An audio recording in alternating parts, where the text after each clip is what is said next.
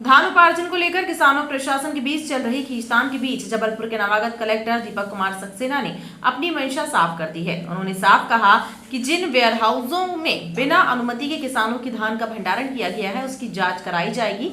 साथ ही वास्तविक किसानों की पहचान कर और धान की गुणवत्ता की जाँच कराकर धान की खरीदी की जाएगी।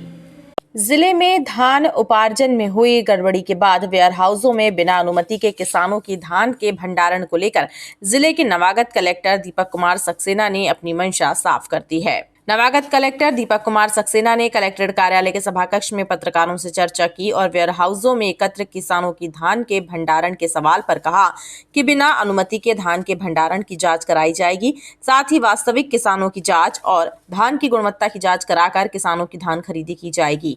बारिश में जो धान गीली हो गई है उसके लिए अपग्रेडेशन का कार्य किया जाएगा और उसके बाद गुणवत्ता युक्त पाई गई धान की खरीदी की जाएगी। उन्होंने कहा कि इस कार्य के लिए प्रशासन को थोड़ा समय लगेगा, इसलिए उन्होंने किसानों से भी धैर्य रखने की बात कही है। यदि एफएक्यू माल में आप नॉन एफएक्यू का एक बोरा डाल दोगे तो क्या होगा? सारा का सारा नॉन एफएक्यू हो गया। तब इन्होंने क्या किया कि उसको मिक्सिंग कर दी। मिक्सिंग करने का पर्पज़ बड़ा सीधा सीधा समझ में आता है, जो मैं आपको बता रहा हूँ कि 70 कुंटल और 160 कुंटल का रेशो जो निकल के आ रहा है। मिक्सिंग करने का पर्पज़ यही समझ में आता है कि आप मिला दो तो फिर जाँच वाँच हो ही नहीं पाएगी, फिर सब प्रेशर करेंगे और सबको खरीदना पड़ेगा। मैं किसानों को ये आश्वस्त कर सकता हूँ कि यदि किसानों को जल्दी है वो अपना जहाँ भी उन्होंने रखा है वहाँ से उठा के ले जा सकते हैं। हमने नज़दीक में उपार्जन केंद्र बना दिए हैं, उस उपार्जन केंद्र पर जाके बेच सकते हैं।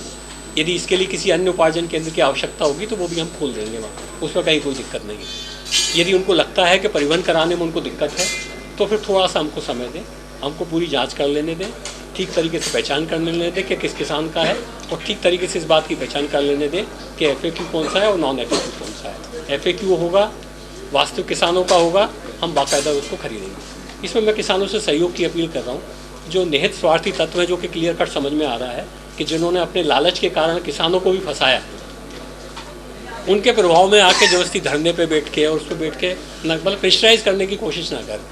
हम खुद कह रहे हैं कि हम आगे बढ़ के खरीदेंगे। पत्रकारों से चर्चा करते हुए उन्होंने आगामी लोकसभा चुनाव के मद्देनजर जिले में मतदाता सूची पुनर्निरीक्षण कार्य की भी जानकारी दी। उन्होंने बताया कि 6 जनवरी से 22 जनवरी तक जिले में मतदाता सूची पुनर्निरीक्षण कार्य किया जाएगा। उन्होंने मतदाताओं से इस प्रक्रिया का ऑनलाइन लाभ उठाने की भी अपील की है।